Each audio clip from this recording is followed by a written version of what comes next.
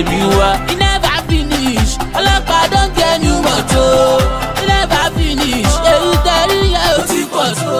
The Lagos Land Use Charge Law 2018, to a large extent, or should I say in its entirety, basically consolidates or merges all existing laws and land charges in the state, whether it's ground rent, whether it's tenement rate or neighborhood improvement charges, under one umbrella called the Lagos Land Use Charge 2018. And this means the old law, which was established or which was passed as far back as 2001, has now been repealed, and the only law which will be in place and which Lagosians are meant to be charged under, or Lagosians will be charged under, is the new law that has just been passed.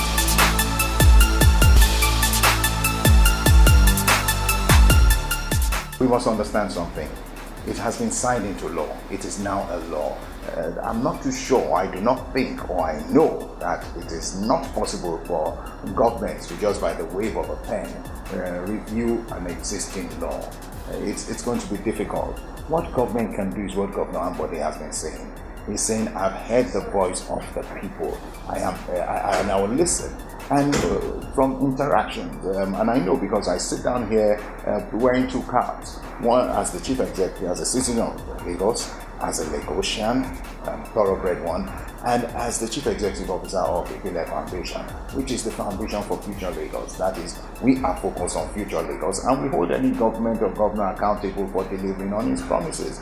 And the idea is, we have seen that at least when it comes to interaction, when it comes to dialogue, he's always been open and he has always listened to our voice. And so I know he will listen, but to what extent he cannot review just because people are speaking about it. But as a government, government can sit down and look at other ways that can ameliorate or make it easy, knowing that at this time it couldn't have been easy for Lagosians to hear the news about the new land use charge.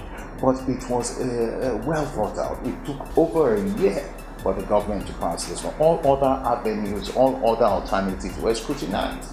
And when you look at your revenue and you look at the expenditure to deliver on your promises, and you see a gap, then government must find a way. Either go borrowing or raise levies, charges, or taxes. This government from dialogue has said, look, we do not want to borrow. If we go and borrow, it's going to, your children and your children's children will pay back capital and interest. And so we have taken this decision. But we will listen to you. We want dialogue. We will hear you. And I'm sure within the next few days, we will find out that government is listening. But I'm not too sure it can just rescind or just by the wave of a pen say, okay, the law is no longer law, or it's law and that has been passed.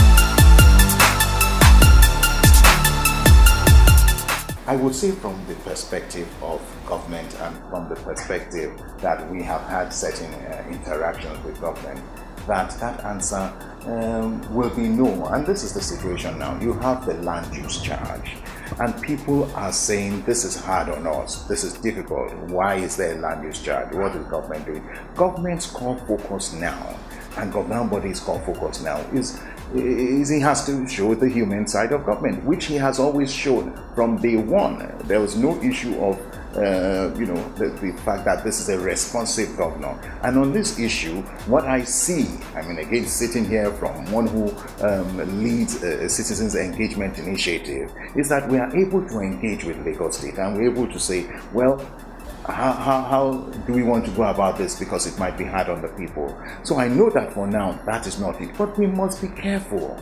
We want a future Lagos delivered. We want a Lagos that is the pride of Nigeria. We want a Lagos that is the pride of Africa. We want a Lagos that the world will be proud of. Now, how do we do that? The only way is as what happens in other nations across the globe: funds or borrow money. So in interactions, the governor says, I do not want to borrow money. I do not want to go out borrowing. Your children, my children, and our grandchildren will have to pay. So there is going to be a point in time where, to meet the 50 billion deficit, a gap in infrastructure, and that's infrastructure alone, to meet the needs, to provide security, for health, transportation, there must be a point in time where we look at the larger picture and ask ourselves, can we make the sacrifice for the future? But I do not think priority for now of Lagos State government or government body is how to raise more funds by charges on new charges on new laws. But we should not take away from it that from our perspective, even as a foundation, we stand on that thin parallel line between what we want government to do and the funds available to government. What we are asking government for is, as long as there is good governance, as long as there is democratic accountability, as long as there is financial accountability, as long as there is information accountability, and it's all done in the open and it's all clear, then why not? The people will be willing. And Governor Ambode is saying to us, yes, I am willing to show you, I'm willing to deliver on all my promises, and that's what matters for us. Can the government deliver on its promises? And that's the assurance we are trying to get on behalf of Lagosians, that government will deliver on its promises. That's where we stand.